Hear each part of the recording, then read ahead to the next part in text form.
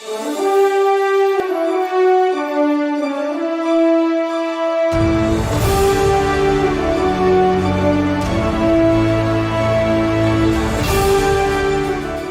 we celebrate the work of Earth heroes on the ground today, I want us all to pause a moment and remember an iconic figure in the sphere of conservation in the region today and pay our respects to her remarkable legacy.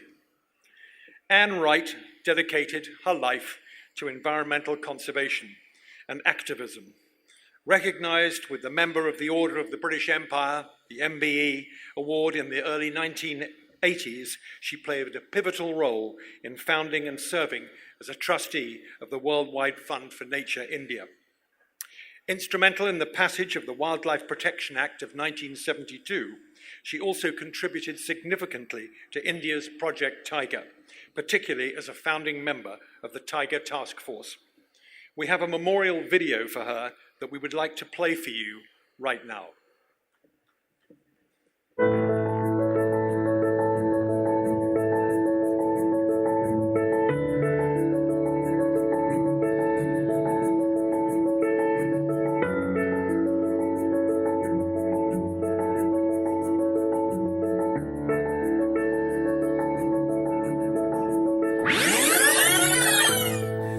And now finally, the Balipara Foundation Lifetime Service Award was instituted to honor an individual whose life has been devoted to the ecological welfare of the people of the Northeast and whose life purpose has been the protection and care of nature. From great Indian hornbills all the way to tiny little pygmy hogs, she has worked tirelessly to protect them all. She has unquestionably been one of the most influential conservation figures in the Eastern Himalayan area. For this, we honor one of India's finest daughters. Was it all right? Perfect. My God, I wouldn't have been able to do it.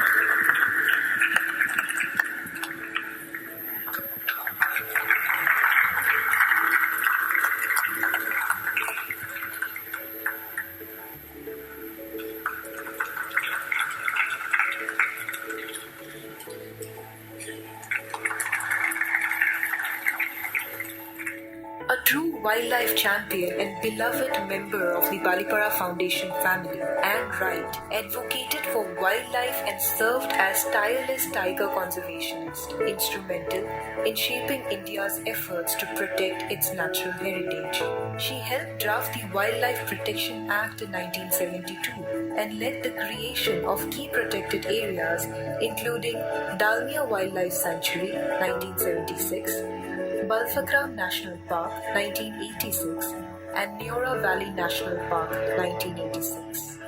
Her diverse contributions showcase her multifaceted roles. Anne's energy and passion will be greatly missed. Coming to Assam, the first thing that strikes you is the beautiful forest. The very tall grasses, the large trees of mighty Manas.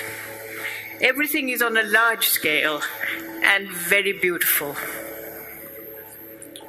In those days and over the years, I thought the Assam government's determination to protect forest and wildlife should act as a model to the rest of India.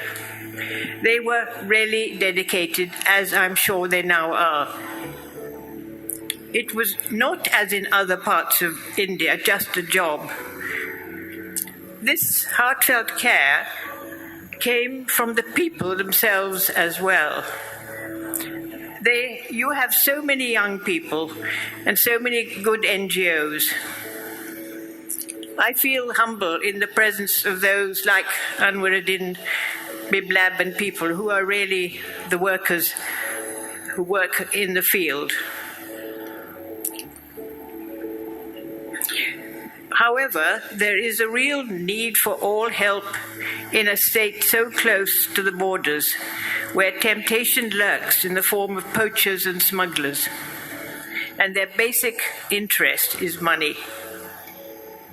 These poachers spell doom and have to be stopped. We have seen the wonderful work done by the police, and I'm honored to be sitting next to our leading policeman. That's why the efforts and work of the Balipara Foundation is wonderful.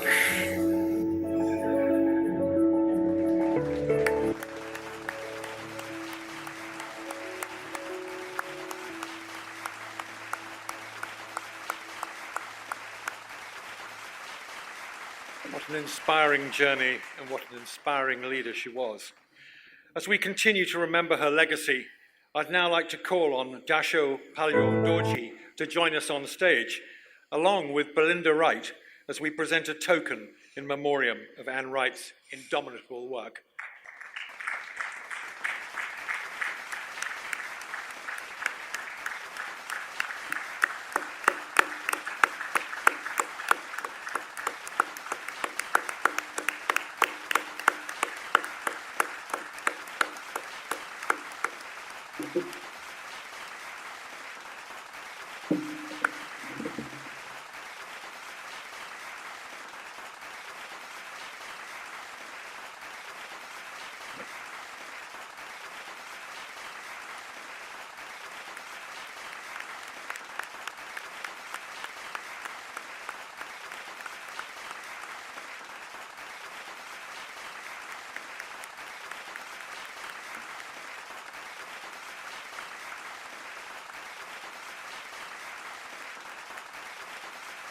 Belinda, would you like to come and give us the honor of saying a few words, please?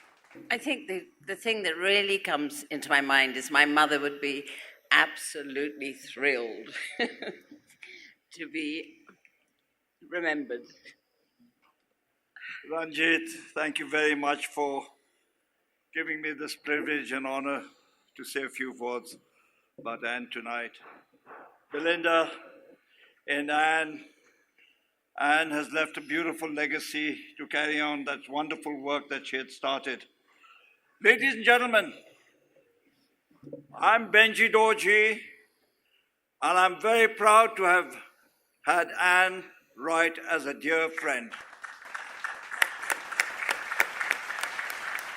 I've known her as a young man, and then when I came back from England in 1966, I met her and Bob and restarted our friendship. She was before that friends with my late father, and I have seen her work. She was a founding member of WWF India, and she started this war against trade in endangered species parts long before it was law or anybody thought about it. I've seen her personally in action in Newmarket or Hogs Market, Calcutta, fighting and trying to get all these traders who are dealing in tiger skins and other parts arrested. And every time she went to Newmarket, all these guys said, "Bhago, bhago, right mem sab aa gaya, bhago, bhago." And they were all terrified of her. And so was I, because she would always come to me and fight with me, saying, "Benji, it's you people in Bhutan, you're poaching, you're selling all these parts here in Calcutta." And I would say, "And we are Buddhists, we don't kill, it's not." And so we would fight and make friends, and she inspired me to do my conservation work in Bhutan. Let me tell you another little story about Anne. My king, this was many years ago, when the rhesus monkeys were in great demand.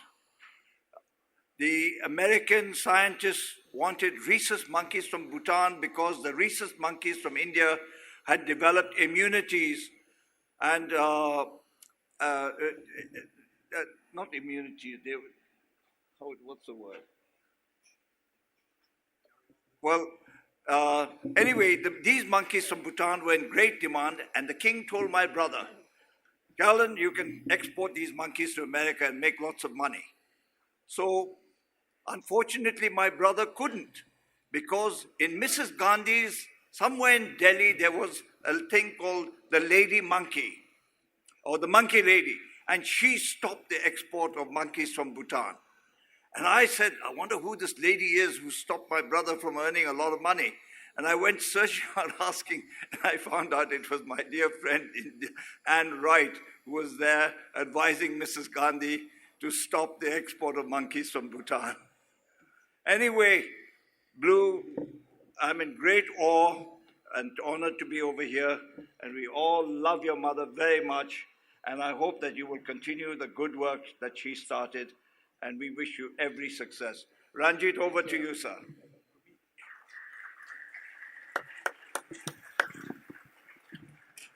Belinda, meaning, what can I say?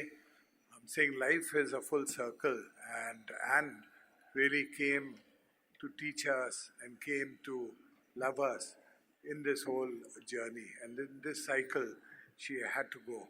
And I still remember when I sort of started my life in wildlife in the 80s, 70s, actually. We did some seminal work.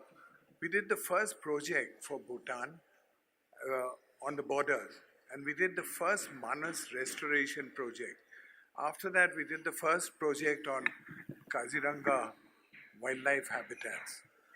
It was something that she was really a good and terrific taskmaster, and she talked about how if the community around the forests are not involved with the protection of the forest, nothing is important.